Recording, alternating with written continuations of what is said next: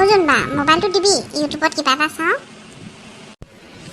ঐ এতিয়া মোৰ ক্লাছ আছে তই দেখা নাই ওজন বা দে না ইউটিউবত মই কিবা এটা চাওঁ যা তই মা মোবাইলতে ক্লাছ কৰ মা মোবাইলটো লৈ নিয়া যা এতিয়া ক্লাছ কৰিব নাহা নহয় কিবা যেতিয়া ক্লাছৰ টাইম হ'ব মায়ে তেতিয়াহে মোবাইলটো দিব অ' ধন্দা তই দে না তই এতিয়া ক্লাছ কৰা নাই নহয় কিবা ফোনে কৰি আছ ঐ ডিষ্টাৰ্ব দি নাথাক কিন্তু কৈ দিছোঁ মই যাম মাৰৰ ওচৰলৈ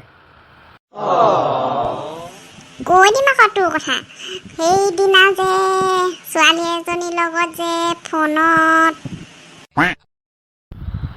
যা কৈ দেগে যা তেও নিদিওঁ তোক মোবাইল ঐ চিঞৰি নাথাকচোন অ' মা ইয়ালৈ চোৱাহিচোন ডিষ্টাৰ্ব দি আছে দেখি ল'ম তহঁত দুটাক ৰ চা কেনেকৈ মই দেউতাৰ পৰা মোবাইল এটা লৈ আছোঁ চা দিব যা তোক দিব বৰ ভালকৈ দিব তোক যা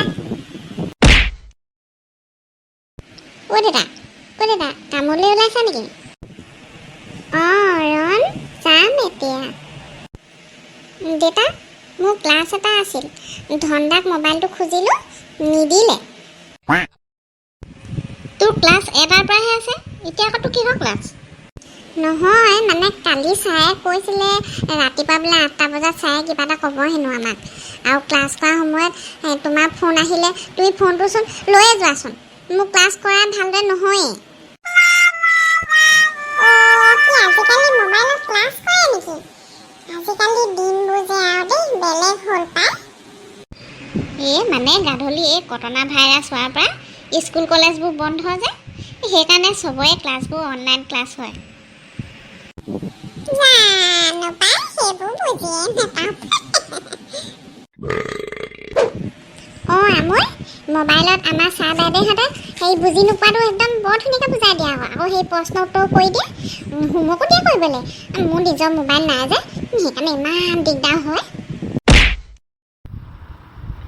এনে ক্লাছ কৰেহি নেজানোহে যেনিবা মই যি কৰে কৈ থাক মোৰ কথা কিবা লগাইছে বুলিয়ে শুনি আছোঁ মনে মনে অঁ সেইটো কথা অঁ হয়তো নহয় তাক মোবাইল এটা লাগিছিল পিছে শুনিছা দেউতা আমৈয়ে কথাটো বুজি পাইছে তুমিহে একো বুজি নোপোৱা কথাটো নোহোৱা নহয় একেটা মোবাইল দুটাই ইউজ কৰিবলৈ দিগদাৰ হয় কেতিয়াবা সি ক্লাছ কৰি থাকিলে আকৌ মোৰ ফোন চোন আহে ফোনটো ধৰিলে আকৌ তাৰো ক্লাছ ক্ষতি হৈ যায় নহ'লে শুনিছে সেই আমাৰ সেই দোকানৰ পৰাই মোবাইল এটা আনি দিব নহ'লে জানো পাই তুমি কৈছা যেতিয়া আনি দিম আৰু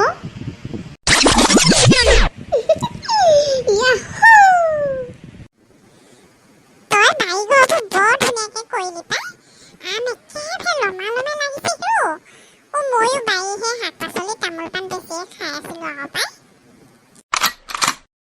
পাই হয় পাই আমাৰ এইবিলাক খবৰেই নাই নহয় বুজিছ নাই মইহে এইবিলাক ৰুই মেলি একদম ডাঙৰ দীঘল কৰিছোঁ পিছে তোৰ সেইটা কথাবোৰ আধা কোৱা হ'ল নহয় গধূলিয়ে হ'ল নহয় তেতিয়া পাছৰখিনি কি হ'ল কচোন ক ইমান শুনিবলৈ মন গৈ আছে কিনো কম আৰু পাই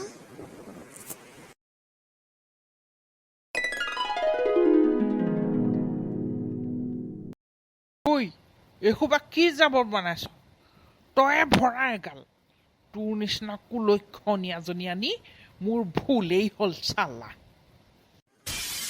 আলু দাইল আনি দিলেহে মই বনাব পাৰিম ঘৰৰ বস্তুবোৰ বেছি গোটেই খোপা মদ খোপা খাবলৈ দেখে এই ঘৰত যে দুজনী ছোৱালী আছে এই খাইছে নেখাইছে সেইবোৰ জানো কোনোবাই আপোনাক খবৰ আছে লাট চাহাবৰ বেটি তাইৰহে খবৰ আছে বেছি কথা নকবি বুজিছ ফলা খৰিৰে একদম পিঠি ফালি দিম ছোৱালীকেইজনী তাইৰহে চিন্তা মোৰ চিন্তাই নাই এই চব মুখ চাব নেপায় এই ঘৰৰ মানুহবোৰ আছে অঁ আছো পালেহি আপুনি মানে এই বেটিটোৰে ওইতে ঘৰটো বিক্ৰী কৰিব না হয় একেবাৰে শেষ কথা পাতি দিওঁ আৰু এই কিমান দিব কওক পিছে আপোনাৰ ৱাইফৰ লগত আলোচনা কৰিলে নহয়? এই ৱাইফৰ লগত কি কথা আছে? তেওঁৰ লগত আলোচনা কৰা হৈ গ'ল। হ'ব তেন্তে আপুনি আমাৰ ঘৰলৈ আহি যাব, তাতে ফিনিচিং মাৰিম আৰু। আহো তেন্তে, হা? মই দুটা শুনি আছিলো আপুনি মানে ঘৰ ভেটিয়া হয়তো ঘৰটো বিক্ৰী কৰিলে নেকি? কি হ'ল পিছে? তোৰ বাপেৰৰ ঘৰৰ নেকি? মোৰ বোপাইৰ ঘৰ নহ'ল কি হ'ল? এইখন ঘৰলৈ মোক বিয়া দিছে যেতিয়া এইখন মোৰ ঘৰ। অন্ততঃ ছোৱালীকেইজনী মুখলৈ চাব লাগিছিল আপুনি। চুপ থাক, বেছি কথা নকবি। জীয়েৰহঁতক লৈ ক'ত মৰম মৰ গৈ যা। মোৰ জীৱনত কেতিয়াও সুখ নহ'ল। কি কৰিম বাৰু মই এতিয়া? ঘৰটো বেচিলে ক'লৈ যাম বাৰু ছোৱালী দুজনীক লৈ? মৰিবও নোৱাৰো মই। মৰিলে ছোৱালী কেইজনীৰ কি হ'ব? ভগৱান মোক কিবা এটা কৰা ভগৱান। ঐ হ'ব নেকান্দিবি, তোৰ কথা শুনিলে মোৰো বৰ দুখ লাগে বুজিছ। ব'ল হ'ব আমাৰ এওঁ আহিবই হ'ব এতিয়া ব'ল। কথাবোৰ মনত পৰিলে বৰ দুখ লাগে। তোক কওঁতে মোৰ দুখ লাগিছে। এৰা কি কৰিবি, কপালৰ লিখন বুলি পাহৰি যা বুজিছ। ব'ল এতিয়া। ৰাইজসকল দেখিছেনে, বাবুৰ নিচিনা মানুহো যে এইখন পৃথিৱীত বাস কৰে। পিছে বাবুৰ কি হ'ল জানিবলৈ পাছৰ খণ্ডটোলৈ হ'লে অপেক্ষা কৰিব লাগিব দেই। আপোনালোকে কিন্তু আমাক বেয়া নাপাব দেই। আপোনালোকে আমাৰ চেনেলটো ছাবস্ক্ৰাইব কৰি এনেদৰেই মৰম আৰু সাহস দি থাকিব। লগতে কেনে পালে কমেণ্ট কৰিবলৈ নাপাহৰিব আকৌ। আহোঁ বাৰু।